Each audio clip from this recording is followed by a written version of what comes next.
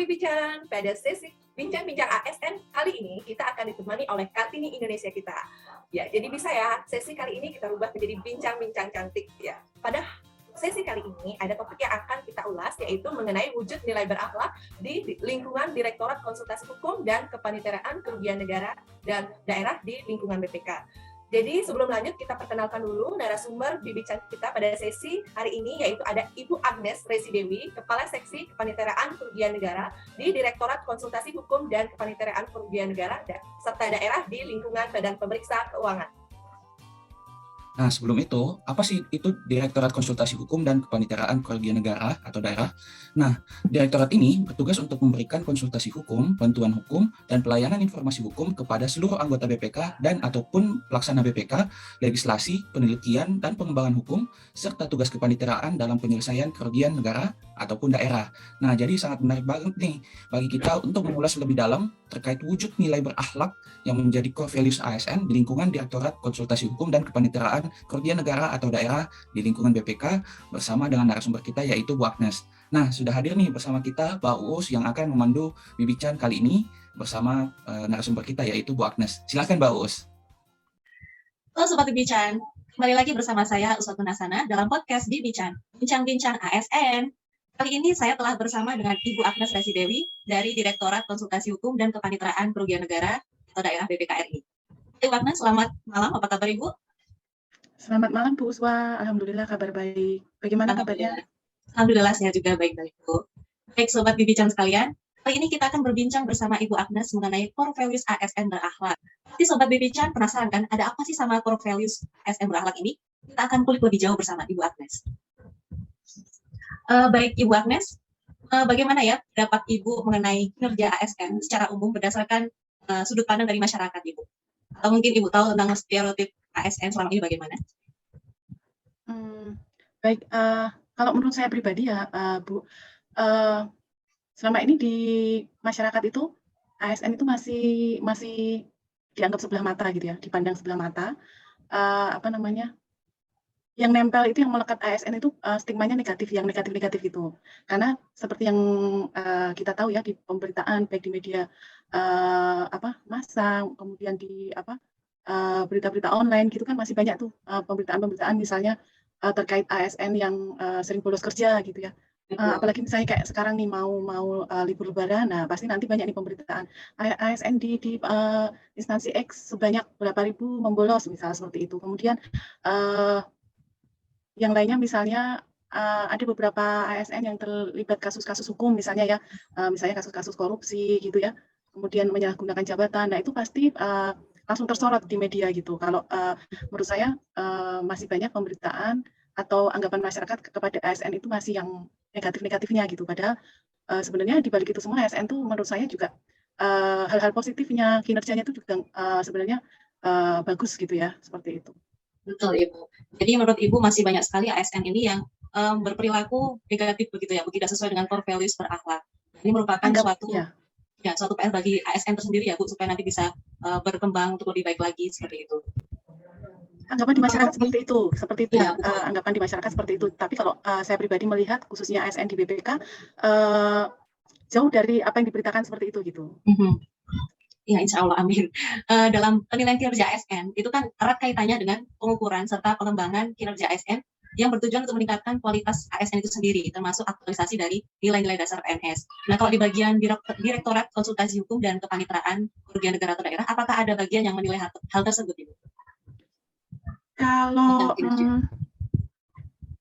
penilaian kinerja ASN ini kan yang kayak sasaran kinerja pegawai itu ya, yang SKP itu ya Bu Usa maksudnya ya. Kalau itu sepengetahuan saya itu dikoordinasi atau tusinya itu di bawah Biro SDM ya, tapi terkait dengan penilaiannya memang oleh atasan langsung sebagai pejabat penilai ASN yang bersangkutan gitu. Jadi biasanya tuh kami nih, kayak misalnya saya di seksi kepaniteraan kerugian negara itu saya ada punya 6 ASN di bawah saya, seperti itu ya, ada 6 ASN. Nah itu nanti setiap tahun saya akan melakukan penilaian kinerja. Jadi sebelum saya melakukan penilaian kinerja, biasanya ASN akan menyusun semacam kayak perencanaan gitu, perencanaan dan target masing-masing ASN ya, masing-masing ASN itu disesuaikan dengan tusinya.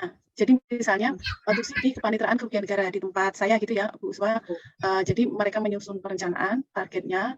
Targetnya ini tentu saja ada kualitas, kuantitas, kemudian target waktu maupun biaya mungkin ya seperti itu. Nah nanti setelah perencanaan dan target itu disampaikan kepada saya untuk disetujui dan secara berjenjang kepada atasan pejabat penilai, atasan saya gitu ya disetujui. Nah nanti dalam jangka waktu 1 tahun pegawai tersebut harus merealisasikan gitu. Nah itulah nanti di akhir tahun saya akan menilai gitu. Tapi biasanya itu yang mengkoordinir Biro SDM seperti itu. Jadi sudah terintegrasi dan tersistem dengan baik ya Bu. Ada tahapan tersendiri, betul. Jadi sudah tidak ada kekhawatiran tentang penilaian kinerja ASN di unit kerja Ibu. Ada yang menarik ini Bu. Untuk core values berakhlak ini kan baru diluncurkan tanggal 27 Juli 2021. Sebelumnya itu namanya aneka. Ini banyak pertanyaan Bu. Setelah perubahan tersebut jadi berakhlak, di mana letak nilai anti korupsi di core values berakhlak ini? Yang sebelumnya ada, sekarang kira-kira di mana Bu kalau diletakkan di core values berakhlak? Jadi kalau berdasarkan apa namanya tadi nilai dasar yang aneka memang itu jelas menjadi salah satu akronimnya gitu ya Bu ya. Ada jelas sendiri gitu ya, anti korupsi. Sedangkan di berakhlak ini kan dia tidak menjadi akronim yang berdiri sendiri dan jelas di situ menjadi nilai dasar ASN gitu ya. Tapi menurut saya dengan dicantumkan atau tidaknya atau secara jelas itu menjadi nilai dasar atau tidak sebenarnya harusnya budaya anti korupsi itu sudah terinternalisasi di dalam masing-masing ASN gitu ya.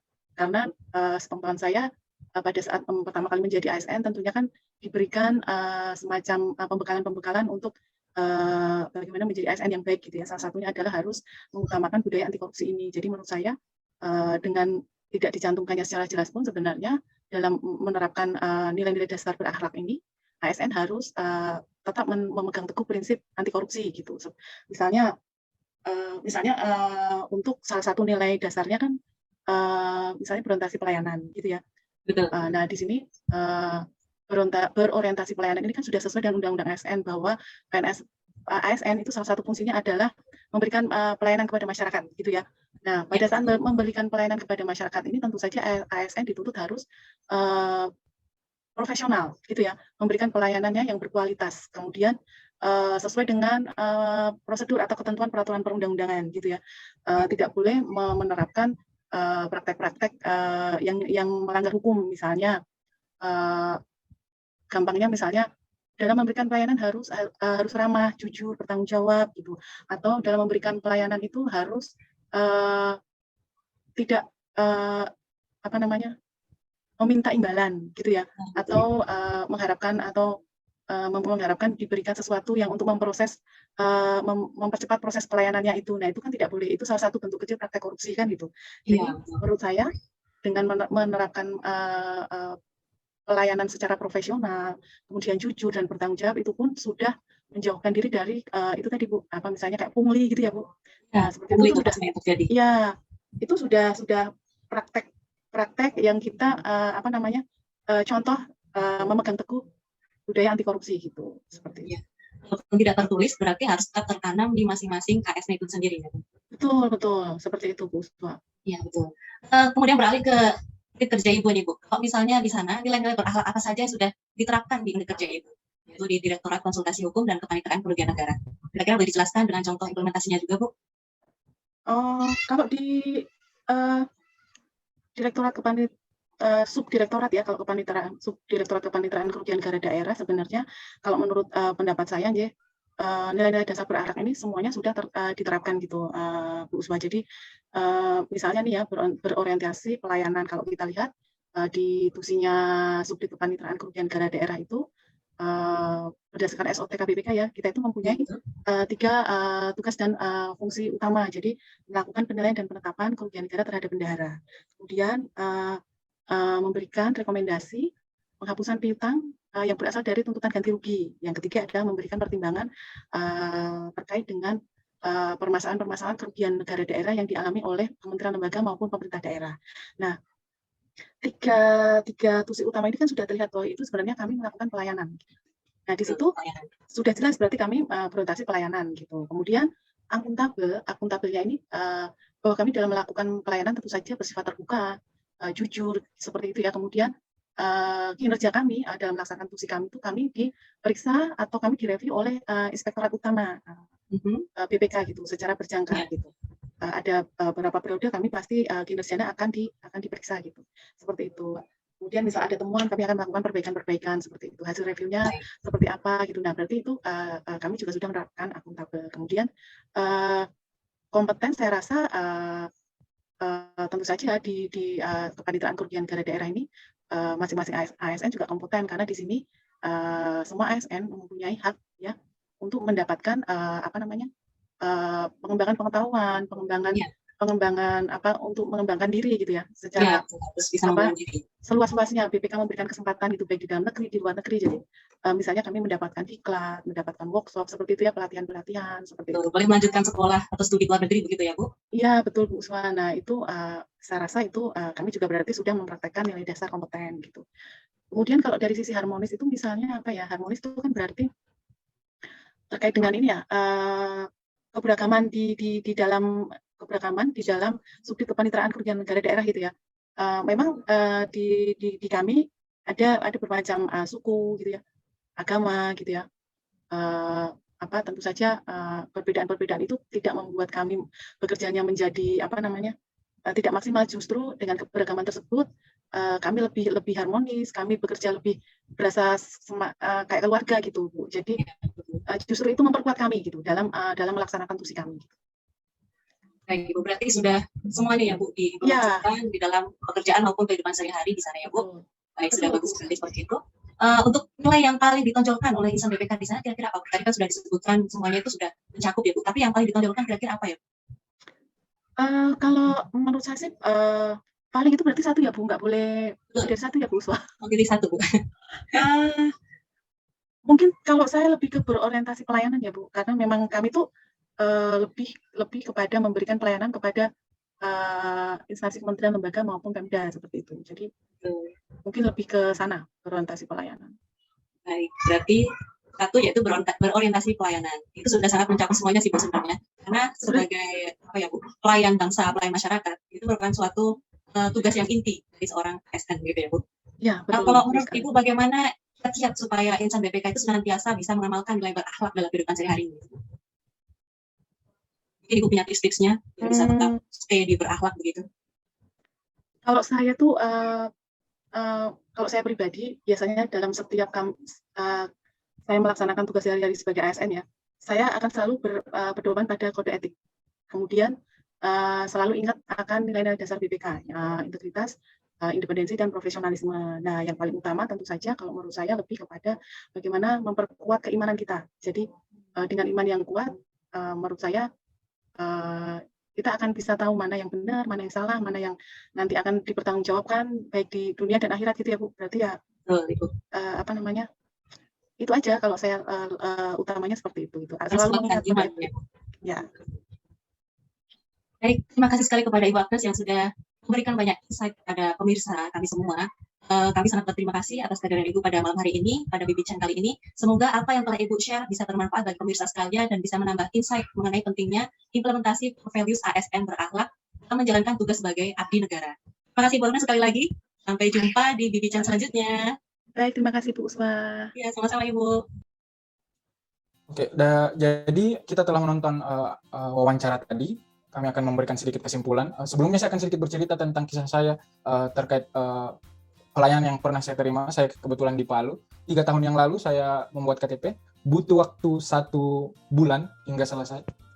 Kemarin ketika lulus, saya cuma menyelesaikan perubahan data di Dukcapil dalam kurun waktu 2 jam. Jadi ada progres yang terjadi di dalam masyarakat dalam berorientasi pelayanan.